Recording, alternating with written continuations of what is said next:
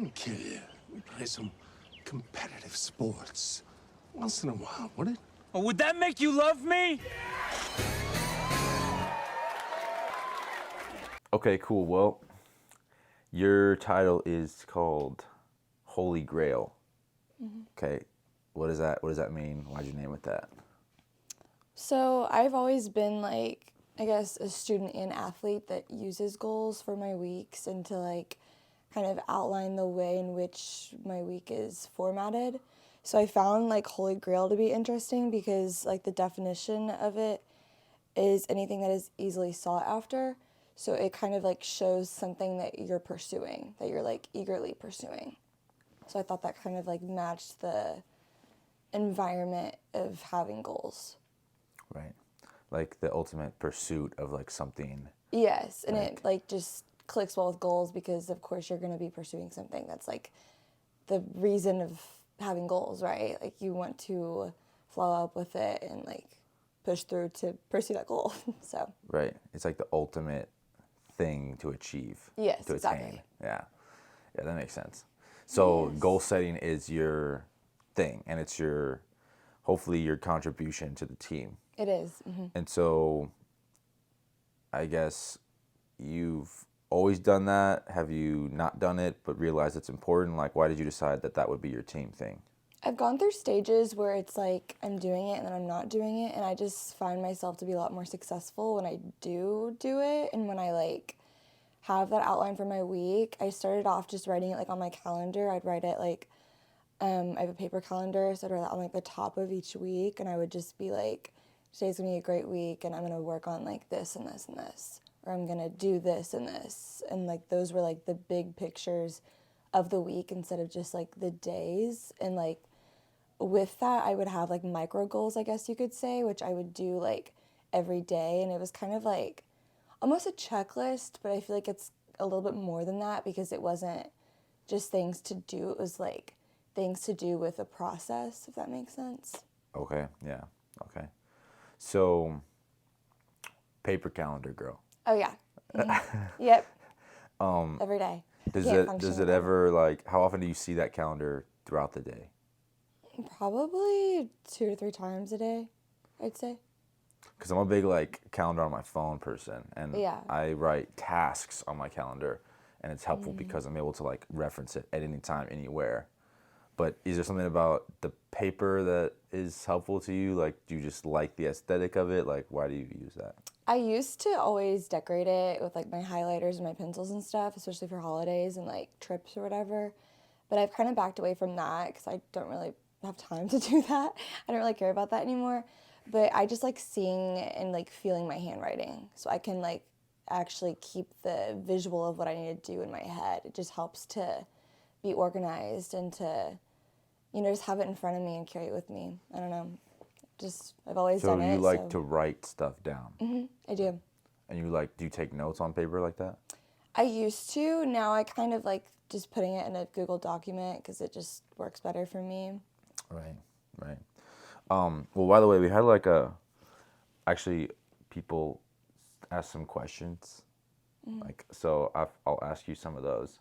And the first one I think makes a lot of sense for where we're at, which is and you kind of touched on this, but it's like, how specific should your goals be? And after stating a goal, what is like the next step for you? Well, I think something that's important when you're making your goals is to make sure that they're attainable. That's like the biggest thing. I know there was a question on there about like, how does failing to reach a goal factor into the process work? And what makes a goal unrealistic? Like if it was a $25 million goal, and something with that is like goals become unrealistic when they're not attainable. So you need to margin out the time that makes it reasonable to pursue that goal. And if there's too many goals being, pursued at one time, that can also make it unattainable because time management and, you have to be realistic with that. So it's like aspects of time and effort. And honestly, I feel like if there was an outline to go up with making $25 million, it could be reachable. It just depends on the situation, it depends on how much money you're making and how much like the wages will increase. So Right. So attainability, you think that's the most important part about the first step of creating goals?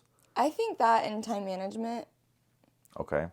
So let's say that you make a goal for the week, for example, that's attainable. Is that the end of the process? Like, what is it like?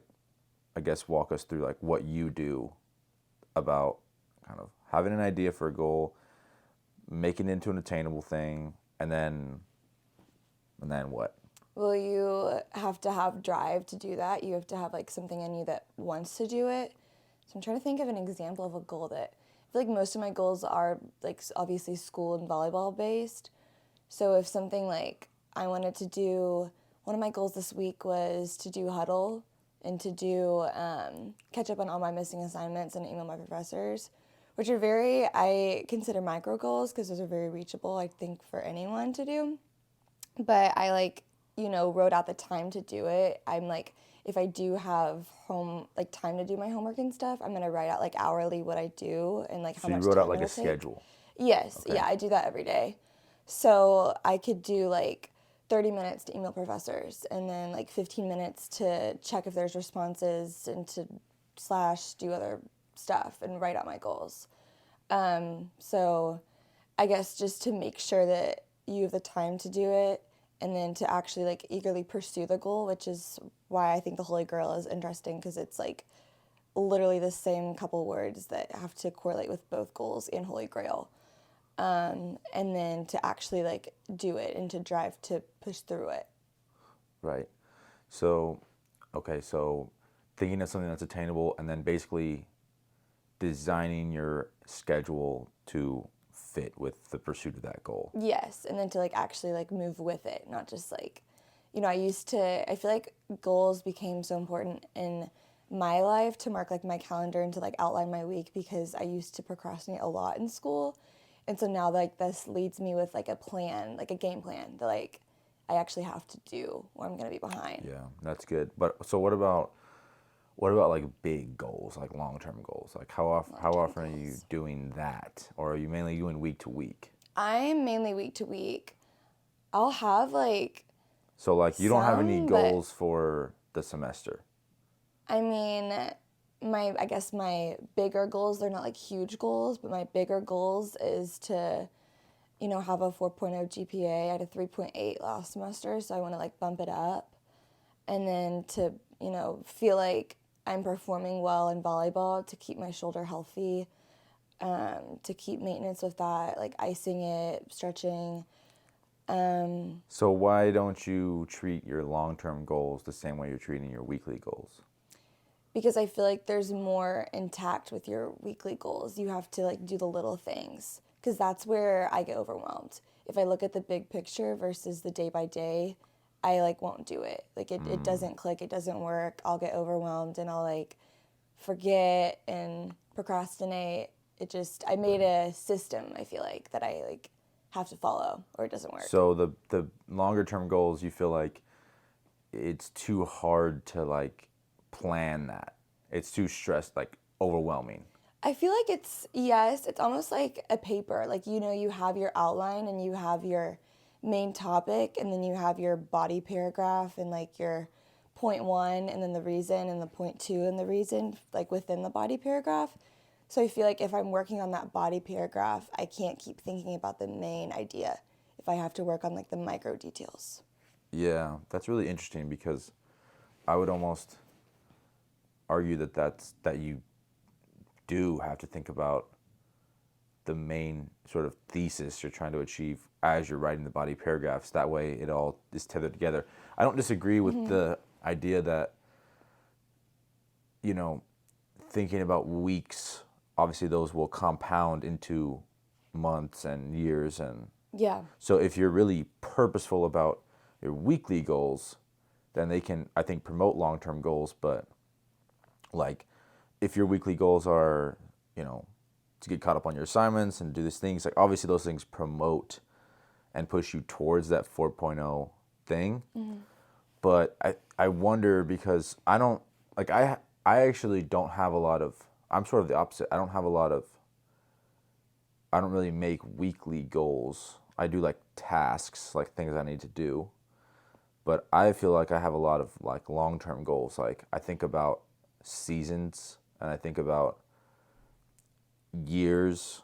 And I don't know if maybe that's, I don't know if that's an age thing or if a personality thing. But probably where I actually struggle, kind of to your point, is that I know I have these pretty explicit longer term goals, but I sort of just like I don't have like a plan to like work back. I'm not able to work back from that to like a week by week basis because it's just like this idea in my head. Yeah. Does that make sense? I guess that's like the positive factor of having the micro goals, I guess you could call them that, is like with the thesis paper main idea, you create your topic points based off of that. So it's all going to go back to your main idea. So it's like you don't really lose your focus because that's how it was created in the first place. So like even if you do, like let's say you do, then you can always alter your like topic idea of the week or like whatever you want your main focus to be. Like in some, I guess an example for mine would be like, you know, some days I hate going to treatment because it's like hard and it hurts my shoulder and it's, you know, I go for an hour and a half every day, like 6 times a week. And it like some days it's really good and some days it sucks because I like lack drive. And it's like I have to keep focusing on like the big picture for that. And like if I don't do this and if I don't like actually engage all my muscles and like hold my shoulders back and like do my exercise to the fullest and put 100% in, like there's a chance of me like not being 100% for a season. And I don't want to risk that because that's something that I owe to the team and that's where it correlates to like the whole bigger picture of my contribution being my goals. So I feel like it all ties back to, you know, goals pursuing. Yeah. So you do kind of have, I mean, you do kind of have a like a longer term goal in the back of your head, you know, in a way. Yes. You just are getting there from the week. Whereas like me, I'm trying to, like we're working at it from different ends. Like I need to work back down to the week level, and you probably need to think more about, you know, your other goals, like whether it's academic or athletic or personal or whatever. And like, because your system, that's sort of one of my other questions is like, should your goals be like outcome based or like process based, you know? I think it's process because the outcome is something that you really can't control for the most, you know, you can't control if your shoulder hurts or if like you're really, really struggling in school and there's mental stuff going on. So like there's going to be alterations to your path. And so that's process based. It's not going to just be straightforward. You're going to have bumps in the road and you're going to have things that happen in your life. And you just have to control what you're working towards versus like a step-by-step thing, if that makes sense. Right. Because I think about like for our team, for example, it's should we have a goal to like win the conference championship, or should we have a goal to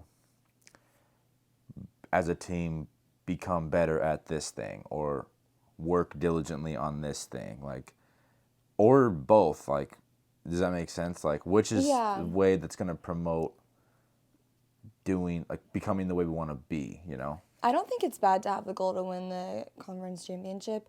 I think that's a very specific goal, whereas like shoulder health or, you know, even academic stuff could be on that level of goals where it is more attainable in the way of like it's pretty step by step to get there versus like shoulder health, like you don't know what's going to happen. Like there could be, you know, one hit that could mess you up or, you know, like just that kind of thing where it's like not very easy to see the path that you're going to take. You just have to keep doing what you're doing to get stronger and to get better and all that kind of stuff.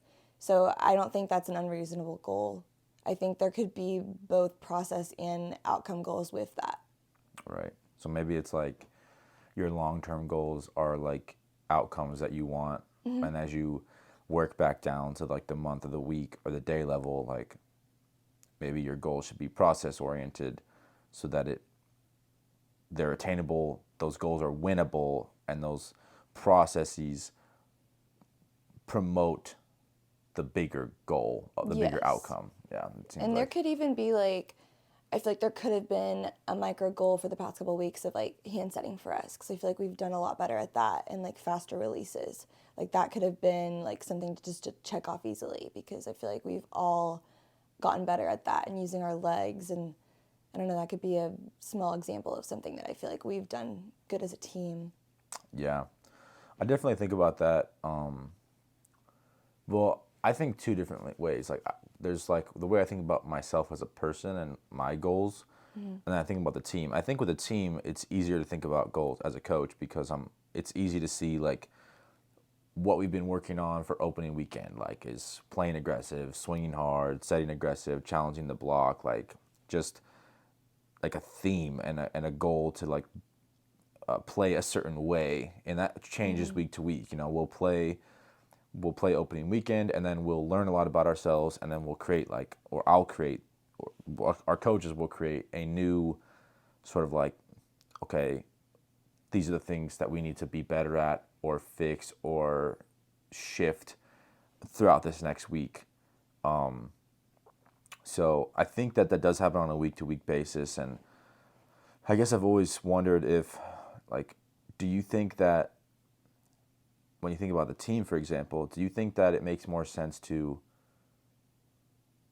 look at the needs of the team from a week to week basis, or decide about what type of team we want to be for the all season, and like do that every week? Does that make sense? I feel like if you decide what kind of team we're going to be, like as the bigger picture, then it could be harder to move there, but there could also be positive factors from that, because you could line it up to like be, this week we're going to work on this, and that's going to take us to the next level on this too, and like go so forth with the things in which you want us to work on. Right. So I don't think there's a wrong answer for that. I just think it's how the path is taken and how we do with that, and if there needs to be alteration for our path and for things that, like we're not doing well, because there could be a focus for practice, and we could, let's just say, have a bad practice. So that could not, mark the process that you want us to mark. And that's why it's hard for, people to look at the bigger picture, I guess, because the path isn't always perfect. And so that's where, like, if you are using the bigger picture goal, then there needs to be room, like wiggle room to work with that, because, off days are going to happen and good days are going to happen too. So I guess it's just marking a reasonable path that can have alteration. That makes sense. I have a question. Yeah. Do you ever find yourself making goals for yourself, and do you achieve those goals? Well, like I said, I have goals that are big goals, but they're sort of just in the ether, like in my head. Like I haven't sat down and done the work of like, with a lot of my big goals, of like, what can I do each week or each month to actually take steps toward that. I sort of just think that like, oh, if I keep I think a lot of people probably have like big goals like that, and they just think like I do, oh, if I just keep trying to do good work, like it'll get me that direction, which is probably not as structured as it should be to like really like get you where you want to go. I do have some goals that I'm pretty good. I'm actually a pretty good like New Year's resolution guy. Okay. Like I usually have one or two things that I feel like are attainable, that are at the bounds, that like right at the edge of what's attainable, and it usually puts me on a really good path for about like 9 or 10 months, like the first 9 or 10 months of the year. Like I usually can hold pretty strong to that. And the holidays always like mess up a lot of my goals. Yeah. So I'm pretty good the past couple of years about sort of New Year's resolutions, goals. There's just something about being done with the holidays and starting a new year and starting a new semester and being in season, Yeah. that all works together for me, where it's like a lot of personal health stuff, a lot of dietary stuff, and then, even what we're doing right now with this podcast is a like a version 2.0 of a goal I had last year, which was to be more like present online and make more content and like try to like build my professional presence online. That was like a goal that I had that I've been trying to do. So sometimes I'm good at that stuff.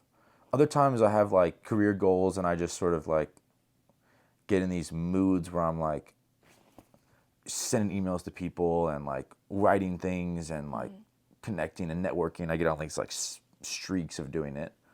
That is not as organized as it should be. Yeah. And then I kind of do what you do, but I don't really on the weekly basis. But I don't really think of it as goals. I think of it as like tasks. Okay. I think of it as like, I need to get this done this week. I need to get this done this week. I want to have this conversation this week. I need to address this thing, which moves me forward, But I don't make goals for the week. Like, I don't think of myself as making goals for the week. I mainly have like tasks for the week.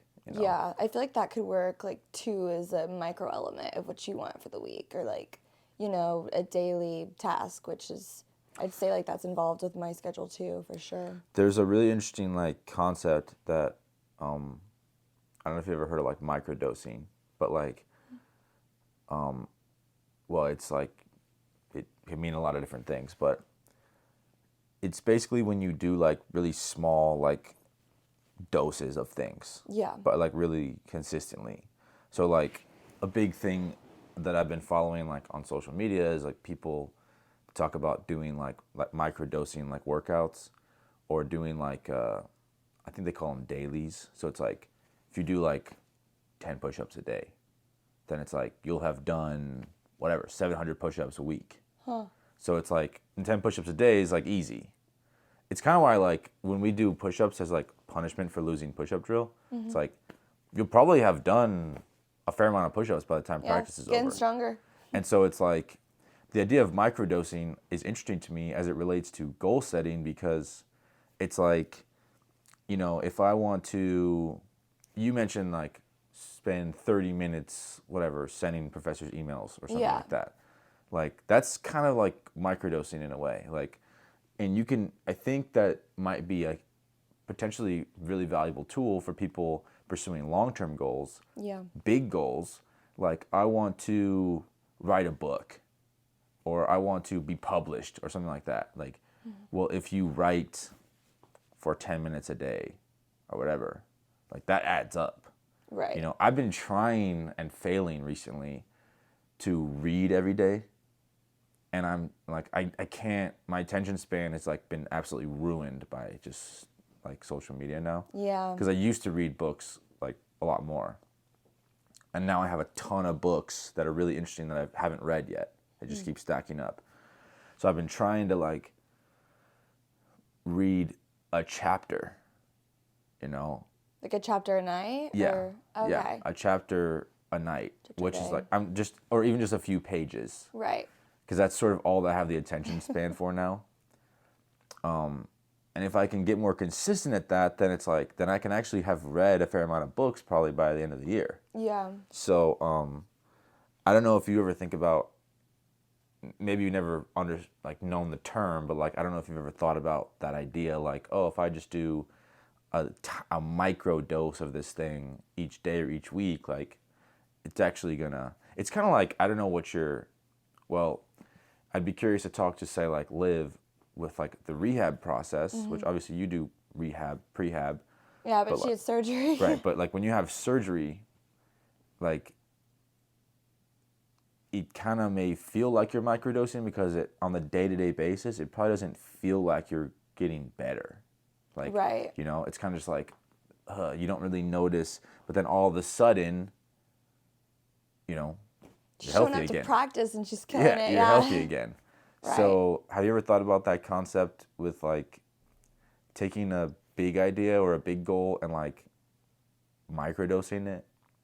Kind of. I guess like this is like kind of changing topics, but something that I used to do that was kind of like microdosing was I used to journal every day, which was originally going to be my main contribution for the team was journaling, but then I found like I could have done something more productive, I feel. That's why I switched to goals.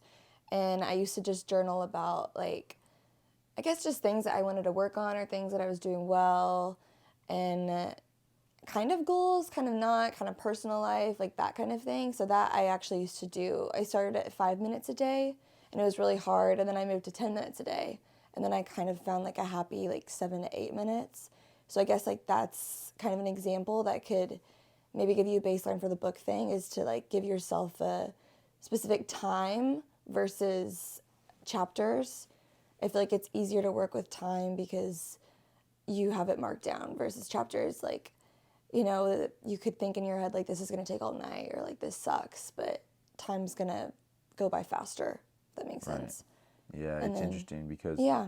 the time you can kind of get away with maybe not being as productive, but it's always going to be attainable to do a certain Yeah. amount of time versus reading a certain amount of pages or doing a certain amount of work that could take, who knows, depending on the day, depending on your level of motivation. So I think there's like definitely pros and cons to both, right? Like the time, I'm sure you've spent days journaling where you've spent 7 minutes and you really haven't done that much. Yeah. But you, That but happens. you But you're putting something out there and you're you getting did it. somewhere. You did your time. So you like Yeah. you achieved your goal, right? Of Yeah. doing that, of that day, of doing the few minutes.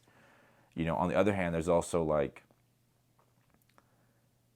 it's sort of like, does time equal productivity? Also, does it matter, you know, in the larger scheme of building habits, you know?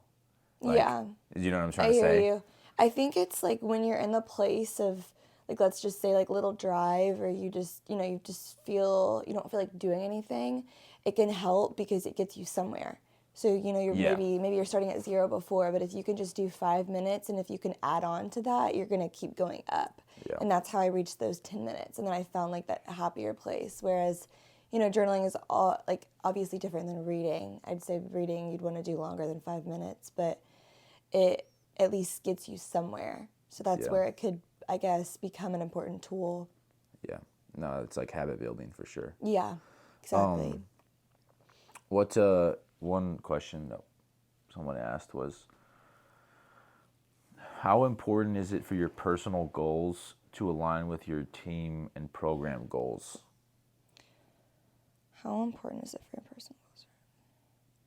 I guess it's kind of like what I was saying earlier with the whole, you're envisioning your big goal. And so, of course, that's going to, like, let's say if my goal was to, like, if I was struggling mentally and I wanted to become, like, mentally stronger or mentally, like, in a better place for the team, then I could work on that and achieve, like, the little things by, by journaling or by going to counseling or by talking to someone and do those, like, little things weekly to work forward to, like, the bigger picture of, like, being happier or, like, bringing more positivity to the team or, like, having a bolder personality in the sense that, like, I'm bringing something, I'm bringing light versus, being negative and just bringing the team down.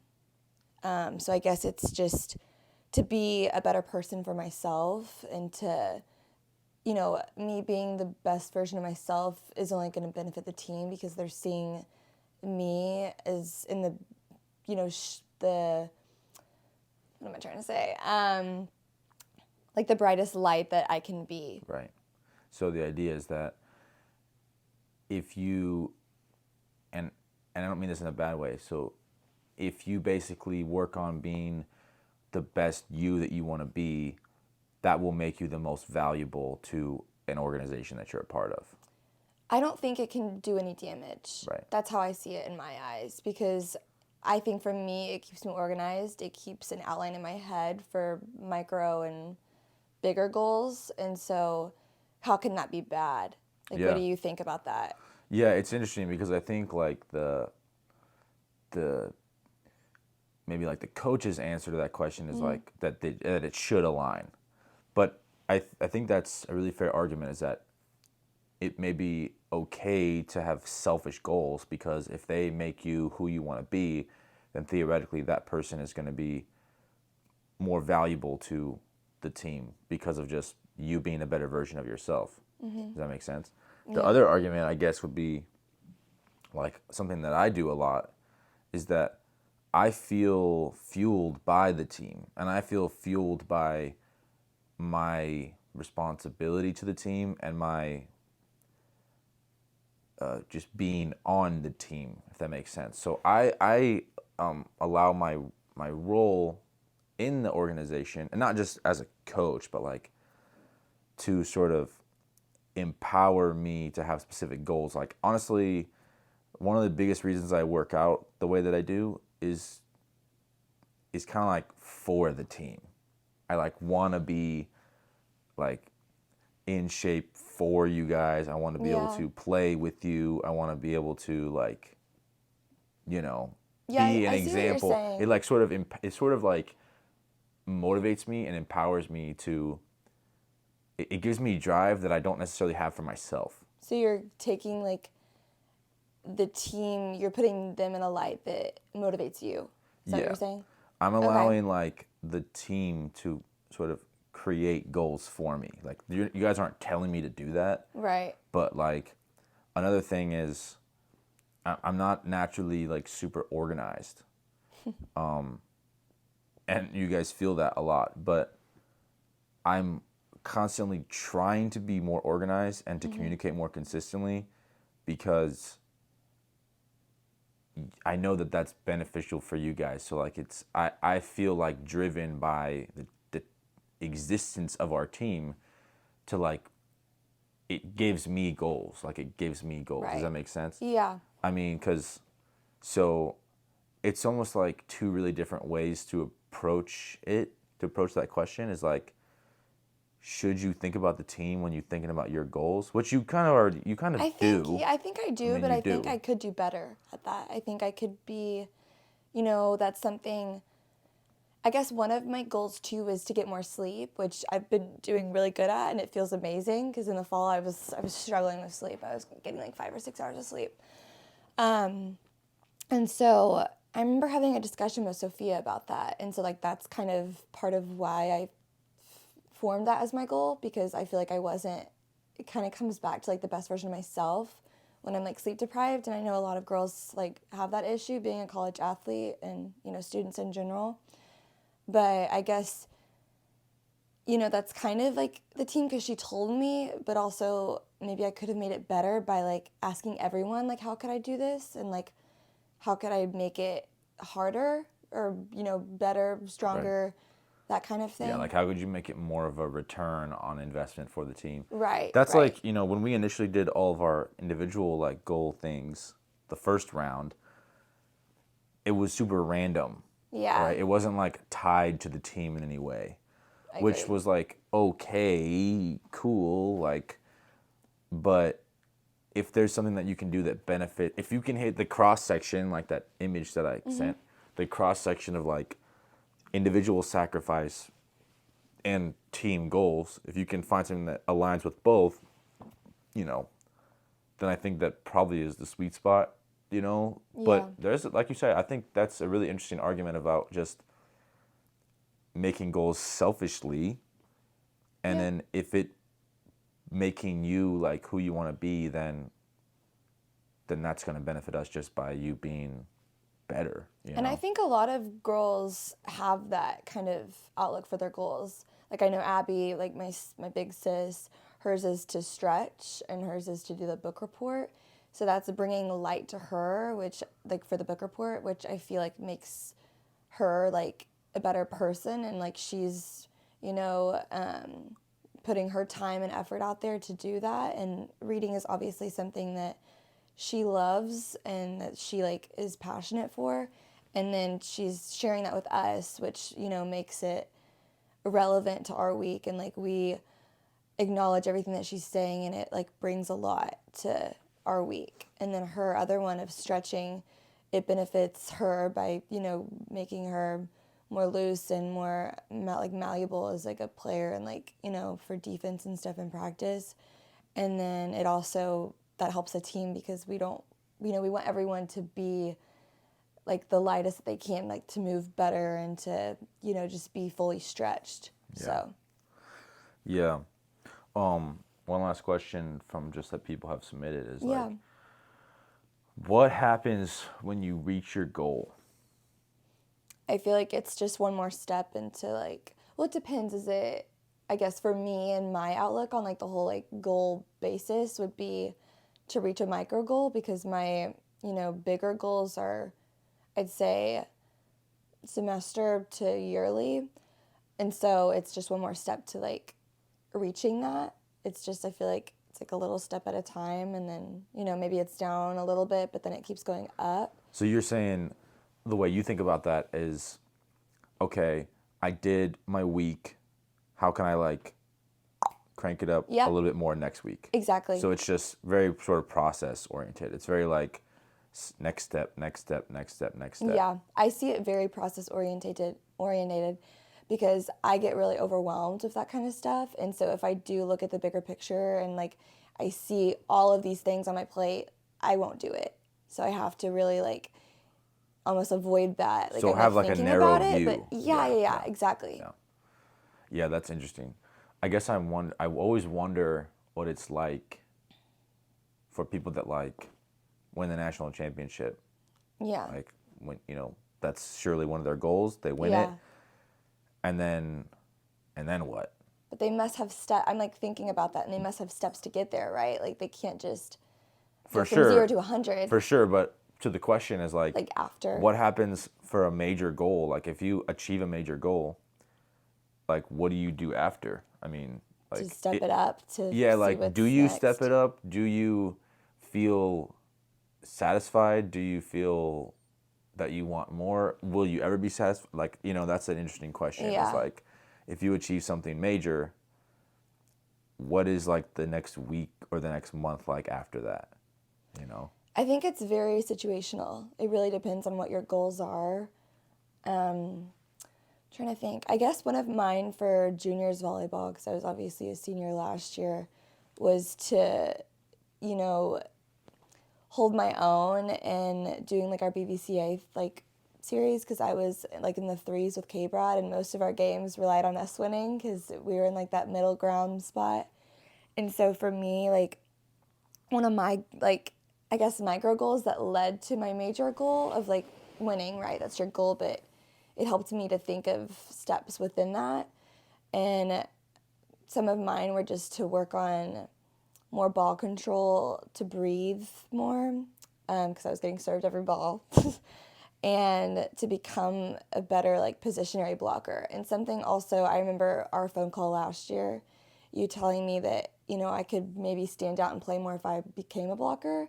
So I'm like thinking about, obviously I'm going to block with K-Brad because she's amazing on defense. And I wanted to play, my freshman year, and I wanted to have a role that stood out for me and for the team. So just, I guess, thinking about the bigger picture, but then also like thinking about the micro goals that lead to the bigger picture.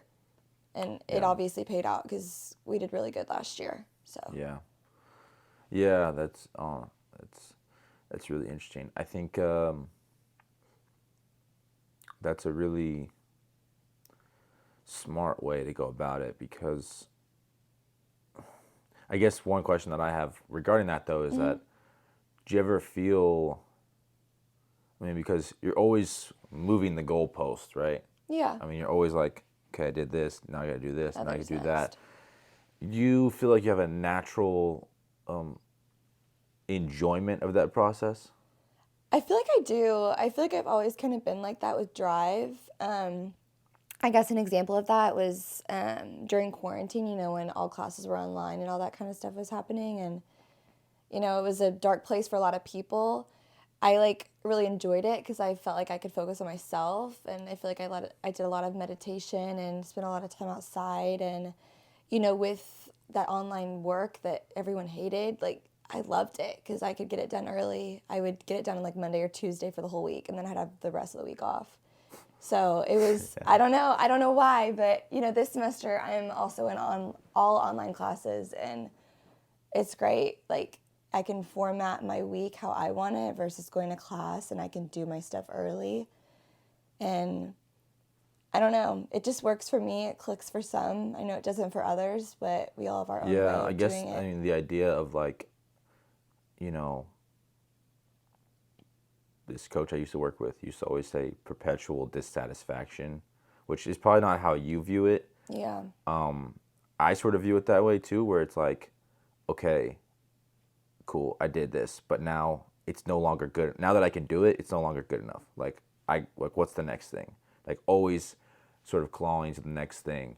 And well, I don't know if I've said this before in this other podcast, but like, one thing that I think about myself, which is sort of like a micro goal. It's not really well defined, but it's like a thing I tell myself is I want to always try to be like the best person in the room, like whatever the room is, like whether it's a court, a tournament, whether it's a meeting, I want to be the most well-spoken or the most intelligent or the most confident, or whether it's like when I used to go out two-stepping a lot when I was in college, like we would go to these places and like I would see guys that I felt like were better dancers than me, and I would like want to be that guy, and I would work to be that guy, and I would get pretty good, and then I would go to other places and then wouldn't be that guy anymore. And it was like, so it's interesting, like, I guess to me, how different people frame the process of like letting goals evolve, being dissatisfied, or again, maybe I view it as being dissatisfied.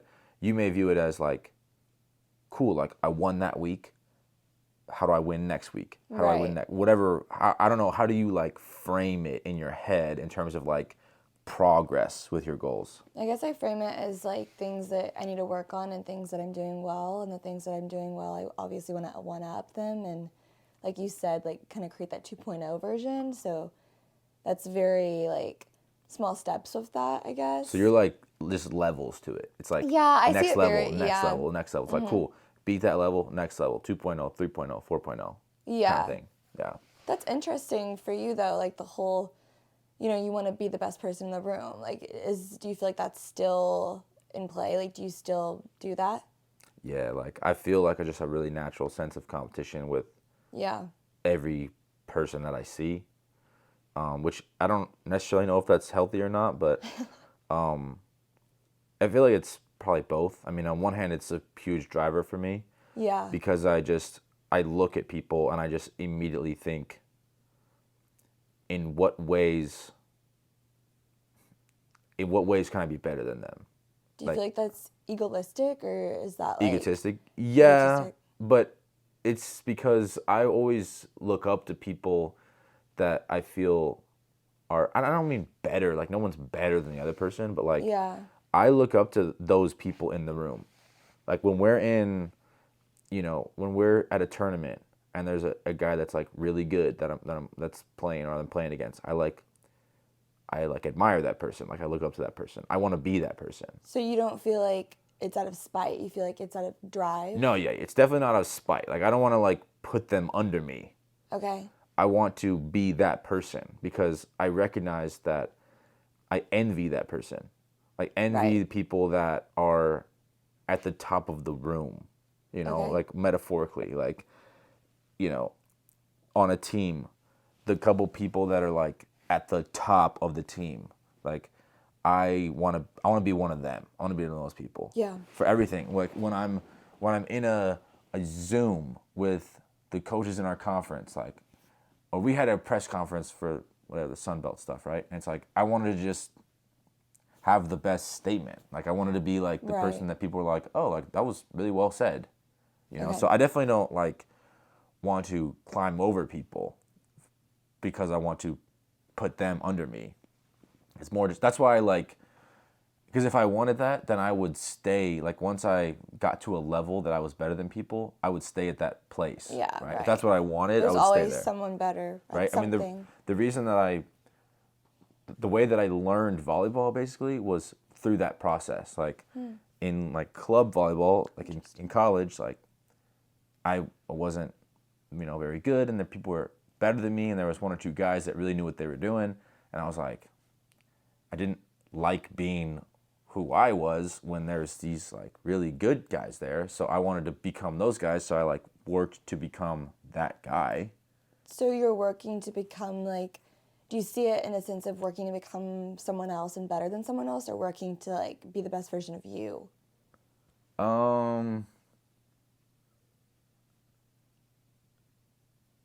That's a good question.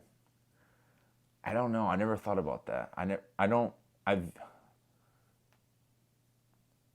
think when I was younger, it probably was like, I try to like, in a way it's very egotistical. In a way it's very separated from the ego, because Okay.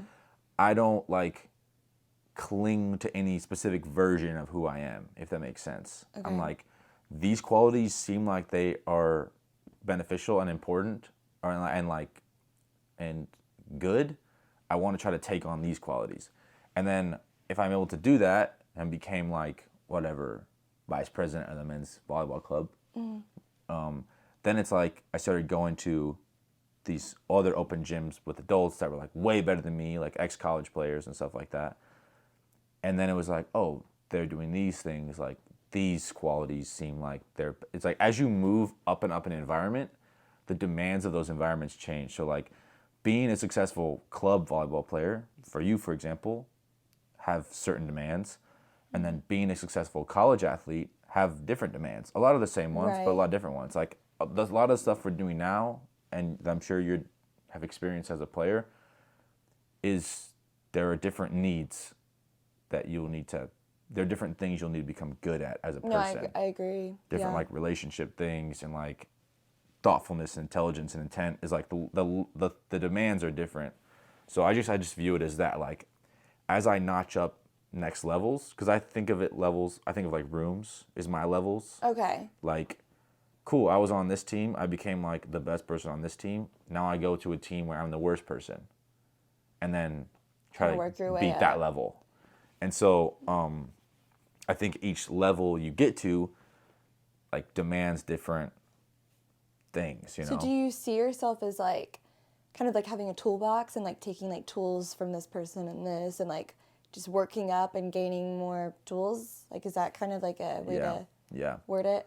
Yeah, for sure. But it's interesting cool. as it relates to goal setting. Like, I think I could probably do a better job of that goal if I did what you did, which is, okay, like, how do I actually get there? Because I think most of my life I tried to just get there through like willpower, like hard work. You know what I mean? Like, right. And I do have some like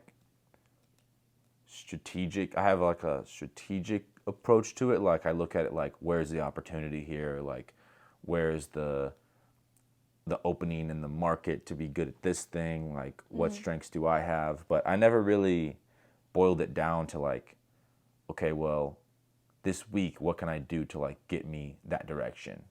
I've never actually written that out before, and that I'm imagining now could be like extremely beneficial. So do you ever find yourself like trying to, do something with a goal or some kind of like pathway, and you feel like you fail because you don't have that support? Or yeah, I mean, kind of when it hinges on, because I have these goals, when it hinges on me just remembering to do it, then it depends on if is it a good day or a bad day. I could see how that could be You know hard. what I mean? Yeah. Like, and so a lot of that stuff is a lot of people have goals, but they don't have structure to their goals, like you're talking about. And then if it just hinges on their willpower and their remembering to do it, That's hard. then it's like it's probably not gonna be consistent. Yeah. And consistency is probably a big part of like setting goals and achieving goals. It kind of goes back to another thing that I tell myself a lot, which I heard on another podcast, which is like, engineer your environment. Have I ever said that?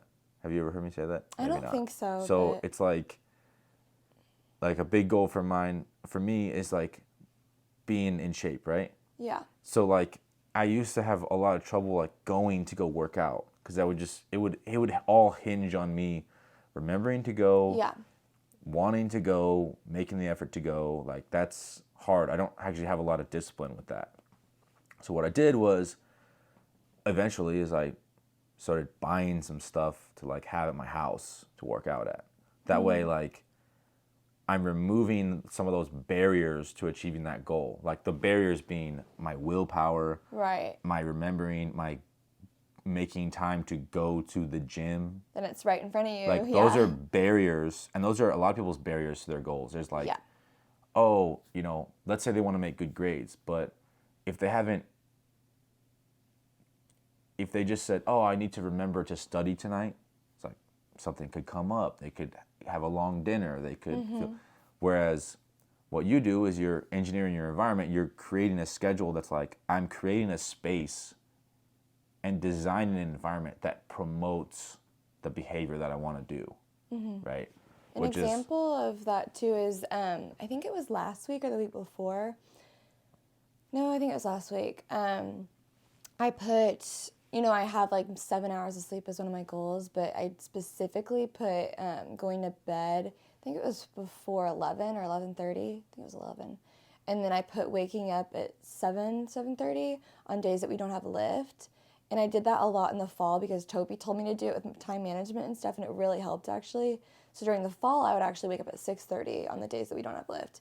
And I would just mark up, things that I had to do because technically I was in 15 hours, but I was in like geology lab and lecture. So like it was kind of like 18 at the same time because it's an extra class, but it actually said 15. But anyway, there was just a lot of stuff to do and I didn't have a lot of time and, it was kind of stressful, but it like worked out because I gave myself that time and I blocked out, I could have slept until 9, but I like blocked out like that time. So it really helped.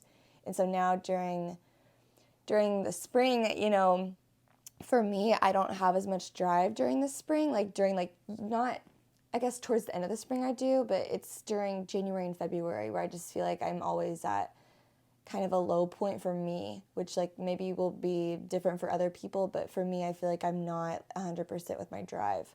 And so, making those goals to go to bed earlier and to wake up earlier and to block out time really helps me stay on pace and it helps me to get what I need to get done.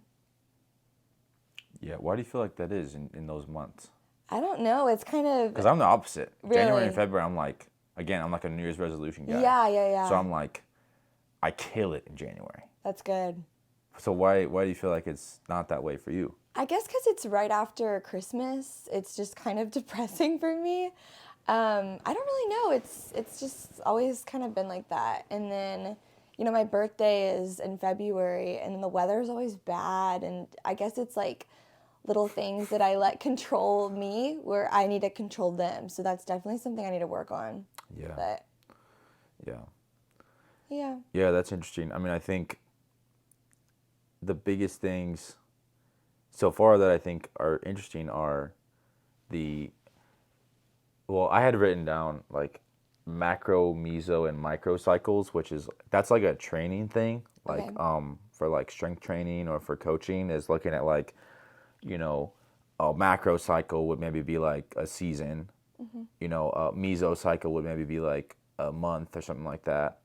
And then a micro cycle would be like a day or a week. And so like good, way more organized coaches than me break down their goals into like different cycles. So like a macro cycle, it's like we'll have certain things like we want to be a team that hand sets. We want to win a conference championship. We have a plan for like the semester, and then a meso cycle is like, okay, it's like exactly what it's a combination of like what you and I are talking about. You look at a lot of like meso and micro cycles. You look at your weeks and days. I tend to look at a lot of like macro cycles. Like I think big picture a lot. I'm like a big picture thinker. But really organized and structured like trainers, just like from that element, look at like those 3 tiers of cycles. So Yeah. I think that's essentially kind of what you're talking about with looking at weeks is like a Yeah, I narrower agree. focus, like different layers of like focus. And I think that the microdosing is like an interesting concept. Like you talked about habit building and how just like letting it be, letting it build, having something attainable to be able to build off of. And then the engineering your environment part, where that's kind of what goal setting is in a way, is designing an environment that like reminds you of things that are just that you want. Yeah, I like that term. Because I like everyone that. wants things. Like everyone has goals. Right. They just don't write them down, or they don't put them in a calendar, or they don't do dailies, or they don't microdose them, or they don't like consistently do them. Like they all have all people have, I think, things they want, but I think structure can really get you there. That's, I think, an interesting things that you've mentioned so far. But what else do you have, or anything else interesting? I think one more thing was the SMART goals, which I feel like a lot we've already covered on that, but you listed that, and I honestly didn't even know what that meant, but I looked it up, and I thought that was really interesting because it's specific, measurable, attainable, relevant, and time-bound goals. So I think that's really cool, and I think it all kind of, like some things, it gives me an image of like where I am and things that I need to work on too. And it also like creates something that maybe I could 2.0 my goals and have it help the team more, or I could help you more with that, or there's more wiggle room because I feel like I'm doing what I need to do, and so I can do it better. Yeah, I'm a big believer in SMART goals because Yeah. for the exact thing that I'm talking about, which is everyone has goals, but they're not SMART goals. No, yeah. Like they're not specific, measurable, attainable, relevant or realistic? Relevant and time-bound. Time-bound. And you making a weekly calendar sort of already do SMART goals in a way, because Yeah. like that's, you put it in a schedule, it's specific, it's, that's where what we've been working on with this team stuff, accountability stuff, is that we had to make it, Elaina, for example, said, oh, I want to get the team thinking like more positively, or and less complaining less. Elaina and Liv kind of both are on that. Okay, that's a goal, but without the SMART part of it, without the structure that like kind of, it's like, then it's probably not going to happen. Yeah. So it's like, okay, so how do we turn that into a SMART goal? It's, okay, once a week you're doing this during practice. So it's specific, it's time bound. That one is not as measurable, because we can't measure how much more positive we're getting as a team. Well, we could, but we're not really But the doing tallies. the tallies. Well, you're right. I don't know if we're tracking the evolution of the tallies. Okay. Does that make Yeah, sense? I hear you. But it is measurable. It is attainable. Like, so, I'm a huge believer in it, because I feel like, and then what SMART goals is just another way to think about engineering your environment. Right. It's like being specific about creating a situation that promotes the goal, Yeah, I think that's huge. And I think it sounds like you kind of do that unknowingly. Yeah, I feel like I do. It's like, I haven't really thought about that until we had to come up with this kind of stuff, and it was like, I'll do journaling, it'll help my peace of mind, it'll, help with mental health, like that kind of thing. I was kind of going in the route that Hannah was doing at first, and then I kind of formatted it to, wait, like, I need to do this, because I did my goals within journaling, but I didn't realize it, and then it's like when I realized that, I was like actually doing the goals also. So I had like multiple ways of writing them down and, mentally noting it or whatever. So it's kind of like the weight room. Like if you just had a goal to like get stronger, like that's my goal, get stronger. Yeah. How would you know what to do every day? You just would lift weights? Like what would you lift? Like the fact that you have a weight plan that builds on itself, that has progressive overload, like that's specific things, measurable things, attainable things, relevant and time based. Like, so that's a nice little like example of like, you know, an environment that's really good about having goals and objectives be smart goals, you know. Yeah, and kind of with that, it's like, you know, sometimes I feel like I don't give myself enough like grace with that, because some days, you know, I'm exhausted after practice and like I don't have time to do this and this and this, like, because I'm not going to do it fully, right? So it's like, you know, some days in the weight room or some days at practice, we're going to have a light day and that's okay. Or you're going to have a light lift and you're not going to lift as heavy. So it's like, I think something that I need to work on and remember is like, it's not going to be perfect. And I feel like that's something that should be told universal. And I know it is, but it's like the focus is more on the product than the outcome. And that's where I feel like it's important to focus on like the process, because, you know, you're not going to have a perfect path, and like there's going to be days that are off, and like that can't distract you from moving forward. Right. So like win the process.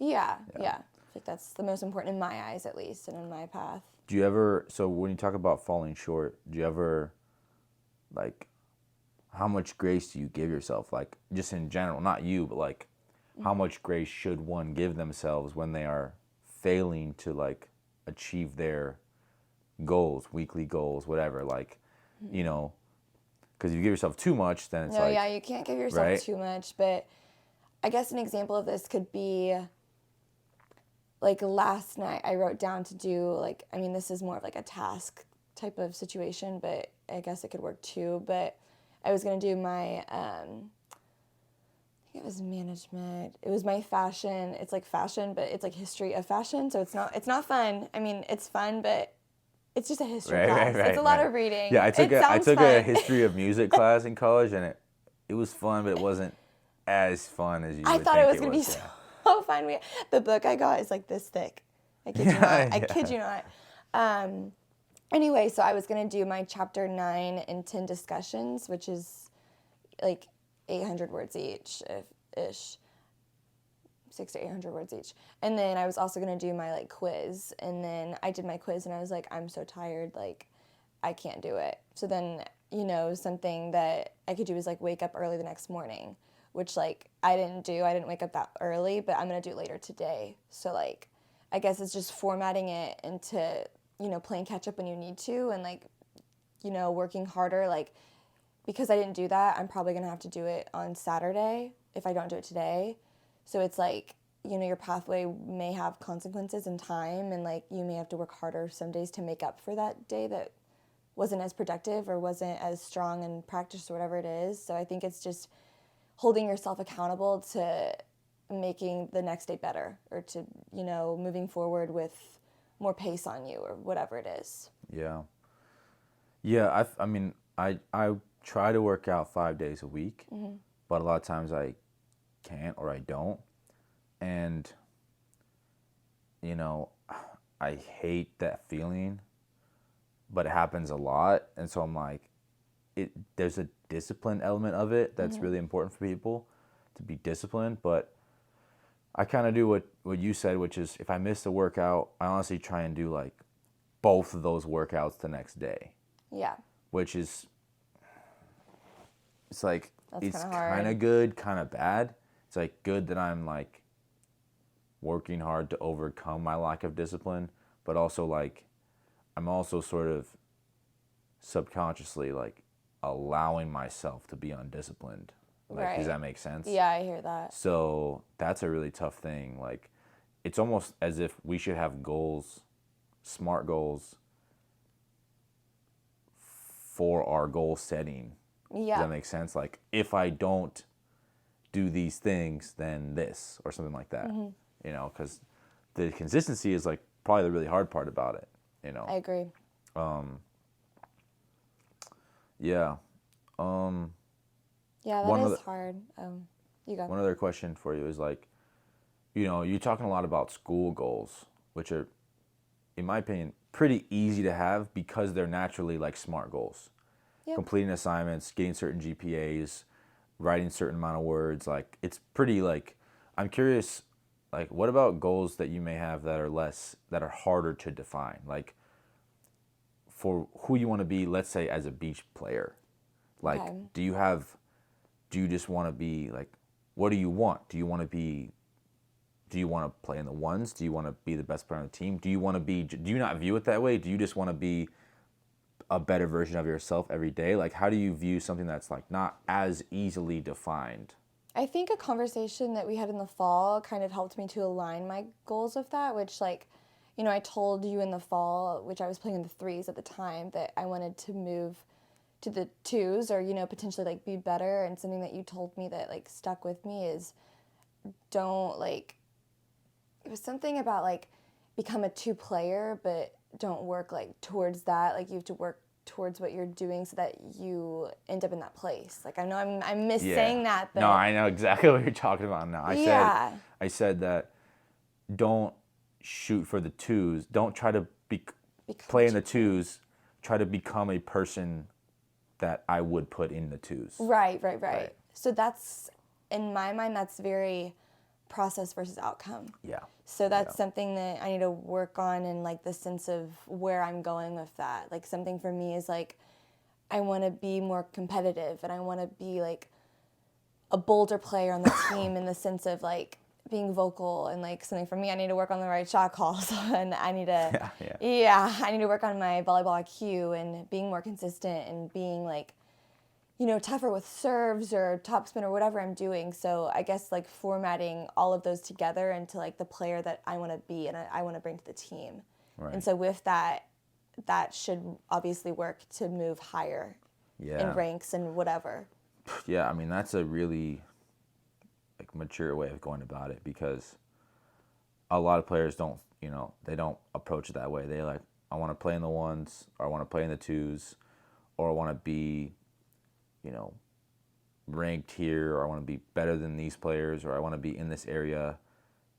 And I think it is the better way to go about it, to say you can want those things, but those things are sort of out of your control, a lot of those things. What's in your control is making yourself the type of player that would end up being those places. Right. That's interesting. Yeah, you're very like, you seem like you view your goals across different environments in a really consistent way. Like, just you almost got the blinders on in a good way.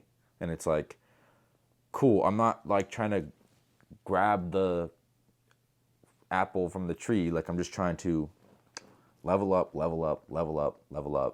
And then just trust that it will lead you there. That's a really, I think, really good habit for people, especially now when you think about like younger people, younger players, high school. Like, I'm sure the recruiting process, which I don't want to get too much into it, but like it's a really, I'm sure, psychologically difficult thing, because everyone's committing to certain places, and then it's, I'm sure, really tempting to like want that thing that other people have, want that commitment, want that post, want that shirt or that school or that whatever or that offer, want the fruit, rather than just blinders on, level up, and let yourself become a thing that attracts those things. That's funny, because I was actually talking to Jenna about that, the recruit from last weekend, and I was just telling her, like, everyone's recruiting process is different, and, like, you can't compare yourself to other people, and, like, you have to be patient and do what's best for you in all aspects, like with the school, with the environment, with the location, with the beach program, obviously, with the girls, with money, you have to, like, work on that, and if it takes more time, like, that's okay. Whereas, like, Soph was like, you kind of have to move fast. Like, people are committing. Like, spots aren't going to be open. So I feel like that's another example of kind of how I do feel like I view it differently. And I feel like that's because I feel like I used to be a person who, like, would put too much pace on me and, like, with play, with breathing, with everything. So I feel like I've definitely, like, slowed everything down, like, on and off the court. And I feel like it's helped me to be more disciplined. And, it's kind of interesting to see, like, how you view it differently and how like Soph kind of viewed that circumstance differently, and just, you know, like maybe I need to speed it up a little bit, or maybe I need to like keep doing what I'm doing. But it's interesting to compare people's, you know, perspectives on that. So Yeah, I would be interested to hear how other people frame their goals. yeah, You know, because I think there's a ton of value in the way you do it. I think it takes more sort of like emotional discipline to do it your way, because it's so much more tempting to like look at the shiny things and like seek those out rather than seek what the next physical step forward for you is. You know, like to look at where you're trying to go instead of looking at what the next step is, which you seem like you do a good job of, like just what's the next step, which will keep you grounded and will keep you, you know, because one of these questions again, which we asked, was like, well, how does failing to reach a goal factor into the process? You know, what happens when you reach your goal? I was curious about, you know, if you choose goals that are unattainable, but your approach sort of like eliminates those questions, because yeah, you're only creating, like you said, attainable goals that you're constantly winning, so you're constantly moving forward, so your trend line's constantly up, and you're not distracted by like, you know, what's so far away. right. You know, that's I think a really valuable thing. That I think one last thing too is like, I think something that formed me into like who I am was, I think it was 12U. I like tried out for HAV in indoor, and I didn't even make a team. There were like 8 teams. I didn't even make one. And I was so devastated, and I was like, I can't do this. Like, I can't play volleyball. Like, I thought I loved the sport, like so forth. And then the next morning, I remember I got back at like, you know, 10 p.m. or 11 p.m., which was late because I was like 11 at the time, right? Like, I was like, what's going on? I didn't even make a team. I was so upset. And my dad told me, like, you know, you need to try out for Fury volleyball, you know, like the indoor team from the Austin area. And my mom was like, no, like, she's too tired. Like, she's exhausted. Like, don't make this harder than it is, because I was so upset I didn't make a team. And I was like, no, I'm going to do it. So I got maybe a couple hours of sleep, and I tried out. Tryouts were like at 7 a.m. the next morning, because we were just talking for so long about like what to do. You know, it was a late night, whatever. And so like that kind of grounded me into like who I wasn't to who I'm becoming, and it showed in like the process, because I feel like a lot of being at the lowest that there was in volleyball, you compare yourself to other people. And for me, like, that was really hard, because I was, you know, a very immature athlete. I didn't go through puberty until like, you know, like high school. I wasn't strong enough to serve at the net. I was like the last one on the team to do that. I was the shortest one, the skinniest one, the weakest one. And so it took a lot of growth mentally. And I feel like that's why I'm like moving forward mentally and physically, because I was so weak. I was like the bottom of the barrel. Like it's like, you know, it was really hard. And so then I started working, and I started working up, started making like, you know, third teams, which was improvement because I didn't make a team before. And so then I went from making third teams to second teams to top teams to moving to sand. And then with sand, you know, I went from being the worst one on my old club team to moving to a different club team to beating out committed people, and then to move forward and to play with these like amazing girls who were committed to like, you know, really high schools. And so like that's a process versus outcome, because let's take it back, and if I were to just compare myself to these like high recruits and high committed girls, I would have stayed where I was. Yeah. But I took it inch by inch and step by step to work on my things. And I feel like some of that was what you brought up earlier, was to like take tools from other people and to like make yourself the best version of yourself. And that's where journaling really helped me, because I did do a lot of self-talk about that. And so it's just like the process versus outcome step that made me like who I am today. Yeah, it's almost like when you weren't able to like get the shiny thing, it sort of like humbled you, and changed your approach from I want this thing to like, okay, well, what's next for me? What's the next thing? What's the next step? Like, what's the Exactly. next level? Yeah, that's really interesting. It's probably, I would imagine, really valuable for people to sort of fail in that way, which is, I think, really emotionally and psychologically difficult to experience because like these feelings of inadequacy and comparison, but then potentially has the power to reframe you to not seek outcomes, but to just seek what's next for yourself. Yeah. You know, that's interesting. And, you know, obviously that's hard as a 11, 12-year-old because everyone made teams. I was one of the only ones who didn't, you know? So then I would go outside. I remember, like, hitting the ball against the wall on, like, Christmas and stuff. And just, like, my brothers and parents being like, stop hitting the ball. Like, you're being annoying. You're, like, you know, you're on the house. Like, we can all hear you from the kitchen. I'm like, I don't care. Like, sorry, I got to practice. Like, I want to make this team next year. And they're like, tryouts are in a year. I'm like, I don't care. Like, I'm going to go. So it's like, you know, I was quite literally at the complete bottom baseline. And so just moving up like really helped to create that discipline because that was hard. I quite frankly don't know how I did that because that would be really hard right now. So it's like now like there to now just makes it a lot easier because I was so low before. And even though I was young, I feel like that kind of shows the drive that I had. And that's why I feel like I'm successful with drive in a way because I was so low. So Yeah, no, that's interesting. I wonder if there's a way to like, I wonder if people can reframe their mindset without having some failure like that. Yeah, You know? That's yeah. the question, but yeah, that's about our time. That was good. Awesome. That was interesting.